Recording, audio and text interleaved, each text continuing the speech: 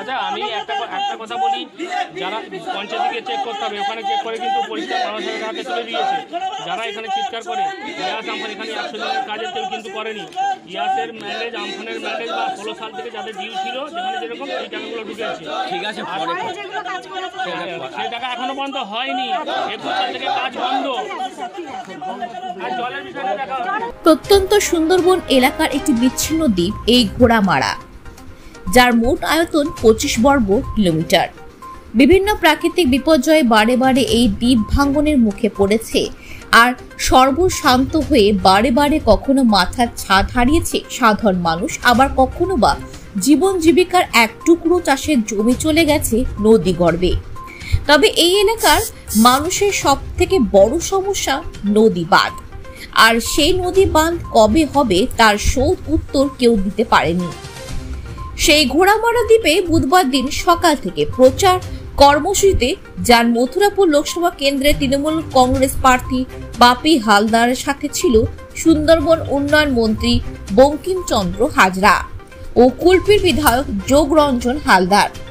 আর vote প্রচারে কখনো পায়ে হেঁটে আবার কখনো বা বাইকে করে মানুষের কাছে পৌঁছে যান তৃণমূল কংগ্রেস প্রার্থী।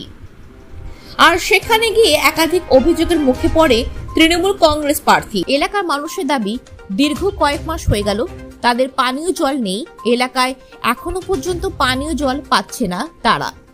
অন্যদিকে সন্ধে নামলেই অন্ধকারে ঢাকে এই গোটা দ্বীপ, কারণ এখনো পর্যন্ত বিদ্যুতের আলো পৌঁছায়নি এই গ্রামে। পাশাপাশি রয়েছে নদী বাঁধের সমস্যা, তা নিয়েও এলাকার মানুষ অভিযোগ জানায় তৃণমূল কংগ্রেস প্রার্থীকে। একটা পুজো করি, যথাসমর্থ প্রত্যেক বছর আমাদের একটু সাহায্য করে। এই বছর কবে 16 তারিখ আছে? 16 তারিখ আছে, আমি জানি তো। আর মাঝখানে এরকম জল পাচ্ছে না, জল আসছে না, প্রচুর অসুবিধা হচ্ছে। পুকুরের জল তো সব তো বন্যা হয়ে গেছে, তো বলছে দেখছি পরে দেখবো এখন। হ্যাঁ জানিয়েছিল তো, আমার সবাই জানিয়েছিল যে জল আসছে না বলছে। যখনই মন্ত্রী আসবে, যে কোনো আসবে, তখনই জল ছাড়ছে, এর আগে জল ছাড়ছে না। কীভাবে ওই যত্ন বাইরে থেকে দূর থেকে জল আনি, নাহলে পুকুরে জল, নাহলে নদীর জল এই যে ব্যবহার করতে হয় আমাদের। বলতে পারছি না কী করবো। ওই পুকুরে নোনা জল ঢুকে গেছে, বন্যা হয়েছে, সেই জল ব্যবহার করতে হবে। না জল আসছে না আমরা কোথা থেকে, নাহলে দূর থেকে আমাকে জল আনতে হবে। আপনার নাম?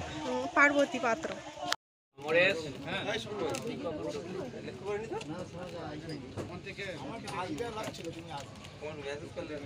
বললেন দেখছি, জলের ব্যাপারটা দেখছি, 100 দিনের কাজের টাকাটাও কিছু কিছু লোক পেয়েছে, কিছু কিছু পায়নি, সেটাও দেখছি। উনি বললেন আমাদের বক্তব্য হচ্ছে যে আমাদের তো পানীয় জল তো একদম নেই, মানে 3-4 মাস হলো জল নেই।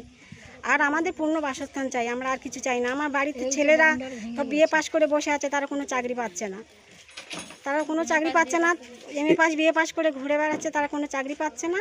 আর আমাদের তো জমি জায়গা সব নদীগত হয়ে গেছে, আমাদের পূর্ণ বাসস্থান চাই। সেটা আমি বলতে পারছি না ওনারা কী করবেন। ওনারা আশা দিয়েছেন, এবার কখন কি করবেন ওনারা জানে না। মানে অনেকবার আবেদন করেছে এই নিয়ে, আমরা মানে পঞ্চায়েতেও জানিয়েছি, আর আমার তখন জলের গতি দিয়ে দিচ্ছে, তারপরে আবার যেই কি সেই হয়ে যাচ্ছে।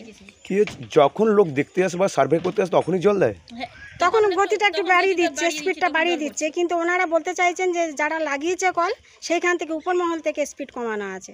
তাহলে মাঝে মাঝে চলে আসি কি করে জোরে জল, আর মাঝে মাঝে কেন 2-3 মাস আমরা জল পাচ্ছি না। আমাদের ইয়াসের পর থেকে আমরা নদী মানে পুকুরের জল তো ব্যবহার করতে পারছি না, আমাদের টিউবওয়েলের জল খেতে হয়। টিউবওয়েল খারাপ হয়ে গেলে অনেক দূরে দূরে যেতে হয়।